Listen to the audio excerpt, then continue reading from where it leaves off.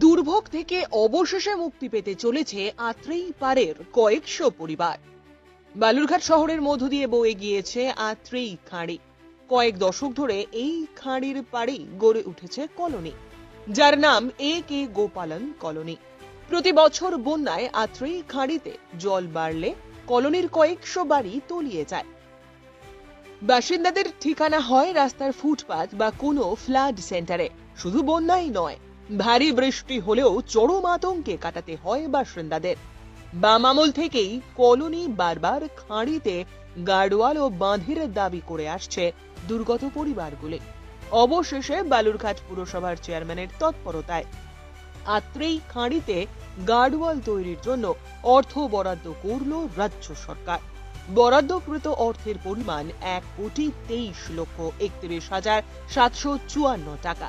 শীঘ্রই কাজ শুরু হয়ে যাবে বলে জানিয়েছেন পুরসভার চেয়ারম্যান। বালুরঘাট থেকে অমিত মোহন্তের প্রতিবেদন, আপনার নিউজ।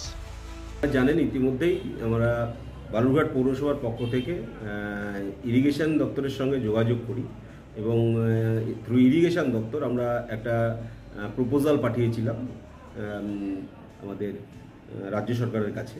তো সেখানে এর আগেই আমি আপনাদের মাধ্যমে ঘোষণা করেছিলাম যে শুধুমাত্র সময়ের অপেক্ষা, যে কত তাড়াতাড়ি আমরা অ্যাডমিনিস্ট্রেটিভ অ্যাপ্রুভালটা পাবো, তারপরে টেন্ডার প্রসিডিওর হবে এবং কাজ শুরু হবে। কারণ বালুরঘাট শহরের একেবারে হৃৎপিণ্ড এই ডাঙ্গাখাড়ি, যে ডাঙ্গাখাড়ি যে A.K. গোপালন কলোনি, যেখানে প্রচুর মানুষ বছরে দুবার তারা একটু বৃষ্টি হলেই তাদেরকে ঘর ছেড়ে উপরে উঠে চলে আসতে হয়।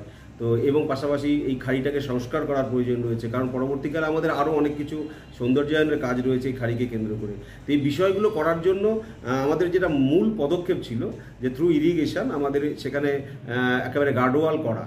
তো সেখানে 550 মিটার গার্ডওয়ালের জন্য এবং সেটা একটা বিকল্প রোড হিসেবেও ব্যবহার করা যাবে, দিশারি থেকে আপ টু আমাদের একবারে যে মোটরকালী ব্রিজ পর্যন্ত একটা বিকল্প রোড হিসেবেও ব্যবহার হবে। তো এইভাবে চিন্তাভাবনাগুলোকে করে নিয়ে আমরা যখন পাঠাই, আমি গত 21 তারিখে সম্ভবত কলকাতায় গিয়েছিলাম, মিটিং ছিল।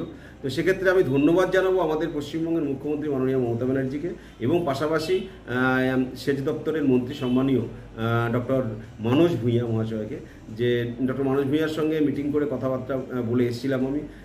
এবং আমিও সত্যি খুব আনন্দিত, গর্বিত যে এত তাড়াতাড়ি একটা অ্যাডমিনিস্ট্রেটিভ অ্যাপ্রুভাল আজকে আমরা পেয়ে গেছি। যে অ্যাডমিনিস্ট্রেটিভ অ্যাপ্রুভালটা অলরেডি ইরিগেশন দপ্তরের কাছে এসছে। আমার কাছেও এটা মেসেজ আসলো যে 1,23,31,754 টাকা যার AFC চলে এসছে।